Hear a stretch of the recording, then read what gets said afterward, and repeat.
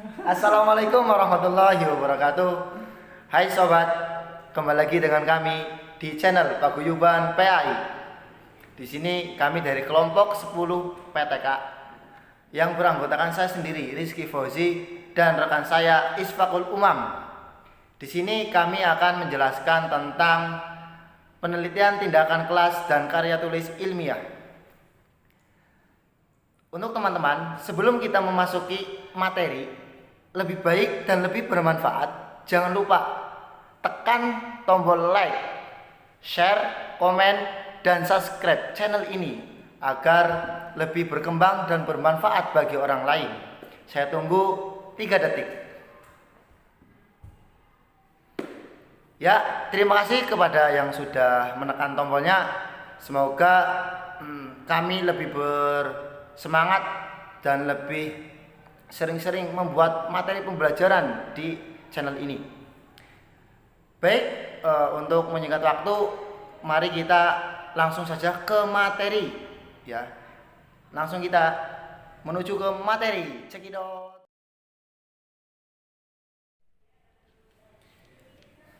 Baik, di sini saya akan menjelaskan tentang penelitian tindakan kelas.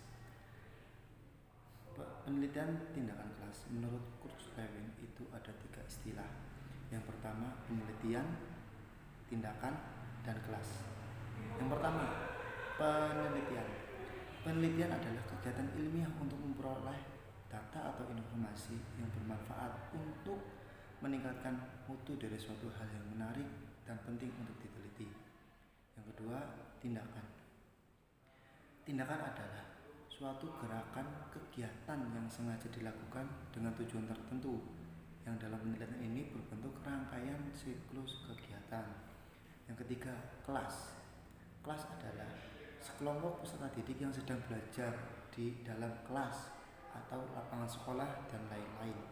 Jadi, penelitian tindakan kelas adalah sebuah kajian sistematik tentang upaya meningkatkan mutu praktik pendidikan oleh sekelompok masyarakat melalui tindakan praktis yang mereka lakukan dan melalui refleksi atas hasil tindakan tersebut.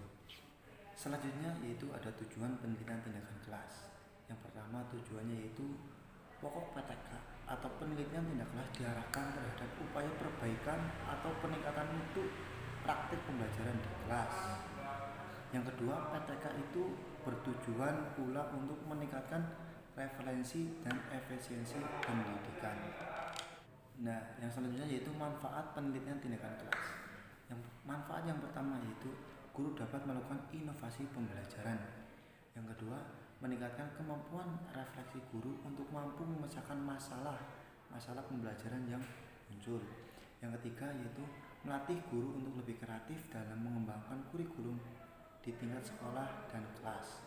Yang keempat yaitu partisipasi guru secara aktif ditambah dengan kemampuan refleksinya dengan upaya inovasi dan pengembangan kurikulum pada gilirannya akan bermuara pada tercapainya peningkatan kemampuan profesionalisme guru.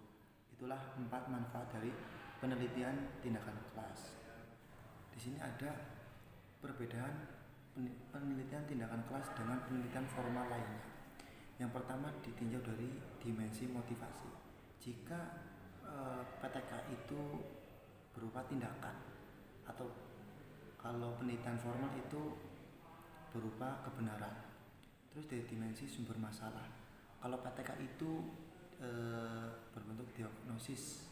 Kalau penelitian formal itu induktif dan deduktif. Selanjutnya ditinjau dari tujuan. Untuk PTK itu tujuannya mengembangkan praktis di sini dan sekarang. Jika penelitian formal itu memverifikasi dan menemukan hal yang dapat digeneralisasikan. Dari dimensi penelitian yang terlibat, kalau PTK itu aktor dari dalam, misalnya guru di sekolah yang bersangkutan. Kalau penelitian formal itu pihak yang berminat. Terus dari dimensi sampel, kalau PTK itu sampelnya kasus spesifik. Kalau penelitian formal itu sampelnya representatif. Terus dari dimensi metodologi, kalau PTK itu tidak terlalu ketat, tetapi penekanan refleksi dan penyusunan teori oleh praktisi. Tetapi kalau penelitian formal itu terstruktur, termasuk di dalamnya objektif dari imparsialitas. Terus perbedaan yang selanjutnya yaitu dari dimensi interpretasi temuan. Kalau PTK itu untuk memahami pelaksanaan melalui refleksi dan penyusunan teori oleh praktisi. Tetapi jika peneliti formal itu untuk menguraikan atau mengabstrakkan teori yang dibangun oleh ilmuwan. Yang selanjutnya itu dari dimensi hasil. Jika PTK itu hasilnya perbaikan pembelajaran siswa, tapi jika penelitian formal itu hasilnya pengetahuan, prosedur, dan materi yang diuji. Selanjutnya yaitu jenis-jenis PTK. PTK itu ada 4 jenis. Yang pertama yaitu PTK diagnostik. PTK yang kedua yaitu PTK partisipasi. Yang ketiga PTK empiris. Dan yang keempat yaitu PTK eksperimental. Kita bahas selanjutnya yaitu sasaran PTK. Sasaran PTK secara umum terkait dengan pembelajaran dan pendidikan di sekolah. Sekolah memiliki sejumlah komponen pendukung baik piranti lunak maupun keras. Oleh karena itu, sasaran penelitian tindakan kelas dapat ditunjukkan oleh komponen-komponen tersebut. 7 komponen pokok yang dijadikan sebagai sasaran. Yang pertama yaitu siswa, guru, materi pelajaran, sarana, prasarana pendidikan, hasil pembelajaran, lingkungan, dan pengelolaan. Kita bahas selanjutnya yaitu prosedur pelaksanaan PTK. Itu ada 5 tahap. Yang pertama, tahap menetapkan fokus masalah.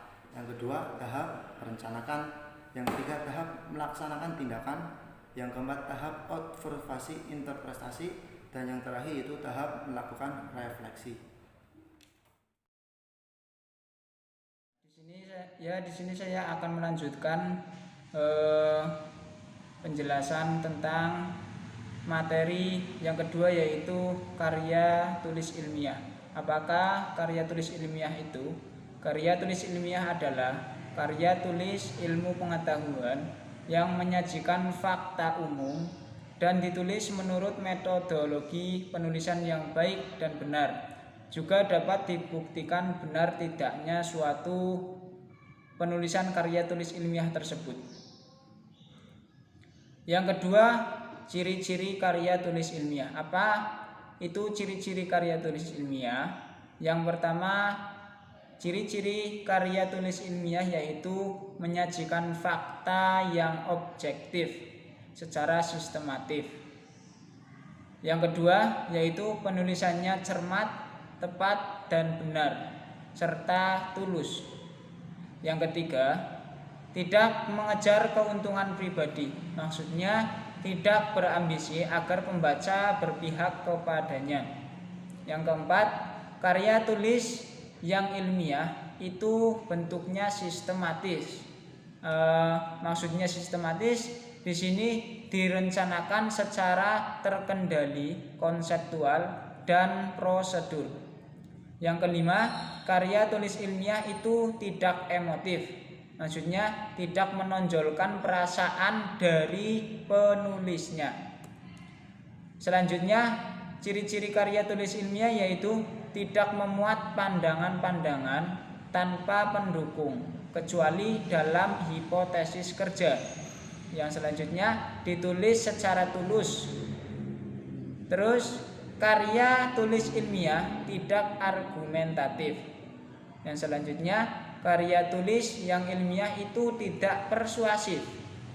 Yang selanjutnya, karya tulis yang ilmiah itu tidak melebih-lebihkan sesuatu dalam karya tulis yang ilmiah. Hanya disajikan kebenaran fakta saja. Penulisan karya ilmiah. Di sini akan menjelaskan penulisan karya ilmiah yang baik dan benar. Yang pertama yaitu penuturan atau penulisan dalam karya tulis ilmiah itu harus konsisten, jelas, terang, sederhana, dan ringkas, serta kuat efeknya kepada seorang pembaca.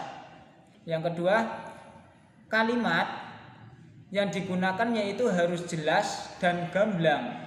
Maksudnya adalah kalimat atau kata-katanya disusun menurut kaidah-kaidah tata bahasa Indonesia yang baku. Yang ketiga, paragraf yang satu harus berhubungan dengan paragraf sebelumnya. Mungkin berhubungan makna, mungkin juga berhubungan dengan kata atau ungkapan.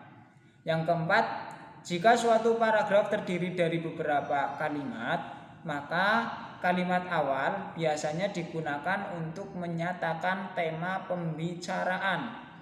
Yang kelima, dalam suatu subbab, paragraf-paragraf pertama berperan sebagai pengantar materi pembicaraan.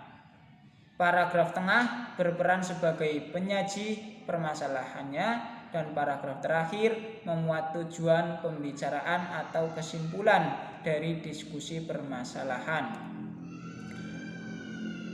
Di sini saya akan melanjutkan tentang prinsip menulis karya tulis ilmiah.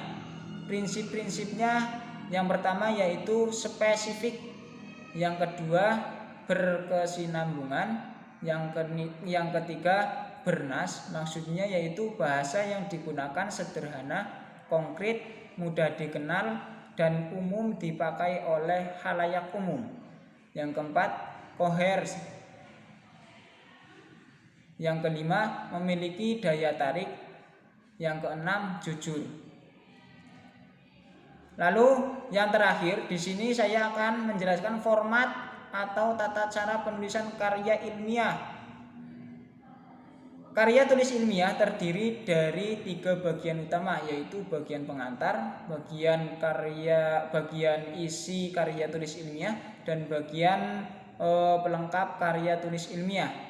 Yang pertama yaitu bagian pengantar. Bagian pengantar itu apa saja? Yang pertama, halaman judul, lembar pengesahan, pengantar, daftar isi, daftar tabel kalau ada, terus daftar gambar juga kalau ada, terus daftar lampiran, abstrak.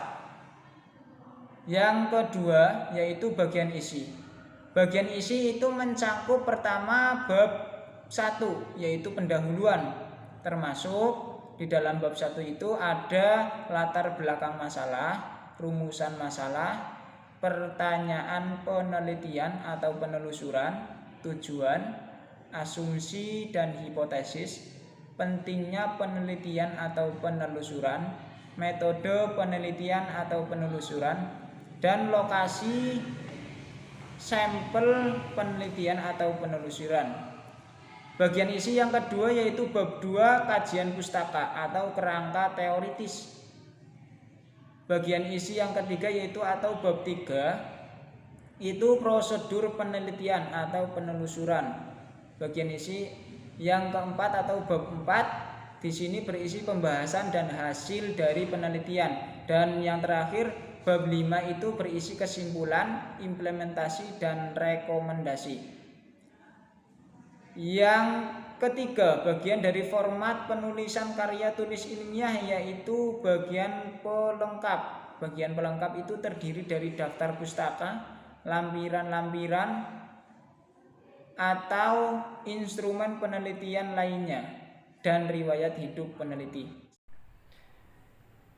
Baik, itulah penjelasan dari kelompok kami tentang penelitian tindakan kelas dan karya tulis ilmiah.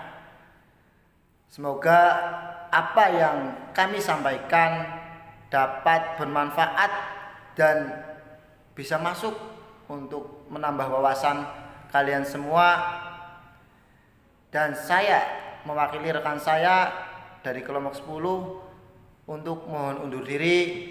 Apabila ada kesalahan baik dari tutur kata atau penyampaian yang kurang pas, saya mohon maaf yang sebesar-besarnya. Akhirul kalam, wassalamualaikum warahmatullahi wabarakatuh.